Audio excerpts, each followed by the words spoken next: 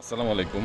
নেতিবাচক বা ইতিবাচকভাবে যেভাবে নেন নিতে পারেন। যার যার মত প্রকাশের স্বাধীনতা আছে, ভাবার স্বাধীনতা আছে। তো কেউ নেতিবাচকভাবে নেবেন, কেউ ইতিবাচকভাবে নেবেন, এটা স্বাভাবিক। তবে দুঃখের বিষয় হলো যে আমি নিজে হাসবো নাকি কাঁদবো সেটা বুঝতে পারছি না কিছু বিষয় নিয়ে। যেভাবে মেধাবী মেধাবী বলে যে আন্দোলন চলছে, সবাই রাস্তায় নেমে আসলেই মেধাবী হয়ে যাচ্ছে।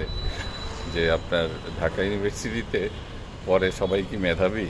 বা আমার দৃষ্টিতে মেধাবী বলতে সমাজবিজ্ঞান অনুষদকেও তো আসলে ধরবো না। মেধাবী বলতে বুয়েটে পড়ে বা মেডিকেলে পড়ে ওদেরকে মেধাবীর তালিকায় আনতে পারি। তার উপরে বুয়েটের ছেলেরা যখন মাশরাফিকে জুতা মারে, মাশরাফির ছবির দিকে জুতা মারে, মাশরাফি একটা আইকনিক আইডল, সাকিবের পিছনে লাগেন আপনারা আইকনিক আইডল, যারা বাংলাদেশের রোল মডেল, বিশ্বের কাছে পরিচয় করে দেয়।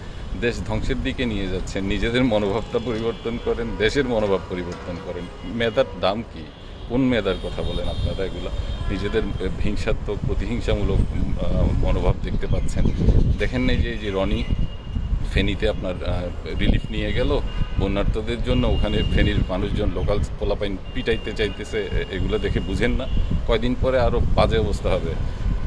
মেধা, এইসব বৈষম্যমূলক কথাবার্তা এগুলো ত্যাগ করে সবাই প্লিজ দেশের সব মানুষের সবার ক্ষেত্রে প্রতিহিংসামূলক যে মনোভাব সেটা পরিবর্তন করার জন্য কিছু বলেন, ওই ধরনের কাজগুলো করেন।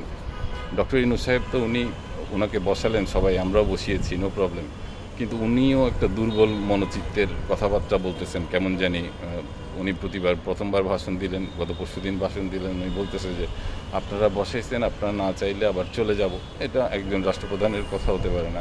রাষ্ট্রপ্রধানের কথা হবে একটু মুড থাকবে, যেটার মধ্যে ক্ষমতা আমি করব, আপনাদেরকে দেখাবো, আপনারা অপেক্ষা করেন একটু। ভাই আমাকে বসাই দেন প্লিজ, আমার তারপর রূপরেখাগুলো আপনাদেরকে দেখাই। সব কিছু সম্ভব, যে পারে সে সব কিছু পারে, বুঝছেন?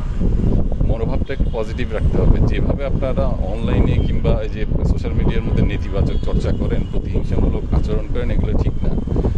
এই ধরনের মনোভাবগুলো থেকে উঠে আসতে না পারলে আপনার এই যে অরিজিনাল স্বাধীনতা তো ৭১-এরটা, কিন্তু আবার যে নতুনভাবে সবাই মিলে আমরা স্বাধীন করলাম বলেন, এগুলোর কোনো মূল্যায়ন হবে না। এরকম স্বাধীন আগে বহু এরশাদের কাছ থেকে স্বাধীন হয়েছে, বিভিন্নভাবে স্বাধীন হয়েছে। ওইসব পুরনো কথা বলে লাভ নাই। প্রতিহিংসা পরায়ণ এই রাজনীতির যে ব্যাপারটা, এটা বাংলাদেশের বুক থেকে যদি তুলতে না পারেন, সঠিক পদ্ধতিতে চলতে না পারে, দেশের কোনো ভবিষ্যৎ নাই। শুধু এইসব নোংরা মন মানসিকতার অপচর্চা করে অনলাইনে বা অন্যান্য জায়গায় নিজেদেরকেও ছোট করবেন না, মেধাবীদেরকেও ছোট করবেন না। মেধাবী তো অবশ্যই দেশে আছে, প্রকৃত মেধাবীরা কিন্তু আপনার দেশে থাকে না, সবাই বিদেশে চলে যায়। আপনারা বারবার ভুলে যাচ্ছে, কারণ আপনার দেশে কোনো গবেষণাগার নাই, আপনার কোনো রিসার্চ, কোনো ইনস্টিটিউটে কোনো কিছুই নাই ঠিকমতো, কেউ কিছু ঠিকমতো করে না। এগুলোকে ডেভেলপমেন্টের ভালো ভালো পরিকল্পনাগুলো করেন, এখনও পর্যন্ত দেখলাম না। ১ মাস হয়েছে আপনারা সবাই মেধাবীরা মিলে যারা মসনদে বসছেন, কেউ তো সুন্দর রূপরেখা দিচ্ছে না। কেন সুন্দর রূপরেখা দেন? জনগণের সাথে আপনাদের ক্লোজিং, সরকার এবং জনগণের সাথে একটা দূরত্ব দেশে আজীবন আছে, এই দূরত্বটুকু গুছাই নেন, কমায় দেন, মানুষকে বুঝাই দেন, দেখবেন সব কিছু আপনি ভালো হয়ে যাচ্ছে। নাইলে আপনারা ফেলিউর হবেন, কতদিন পরে ফেলিউর হবেন, দেখবেন আপনাদের মধ্যে নিজেদের মধ্যে লেগে যাবে। সেটার প্রমাণ পাচ্ছেন অলরেডি। অনেক সমন্বয় আপনাদের ডিজাইন দিচ্ছে, অনেকে তারা ত্যাগ করতেছে। এগুলো ঠিক না। প্রতিহিংসা পরায়ণ রাজনীতি যতক্ষণ পর্যন্ত আপনারা চর্চা করবেন, ততক্ষণ পর্যন্ত দেশের কোনো কিছুই হবে না। শুধু সবাই মিলে ভাগে যোগে ওই ভাগ বাটোয়ারা করে খাওয়ার পায়তারাটা বই আমি দেখতে পাচ্ছি।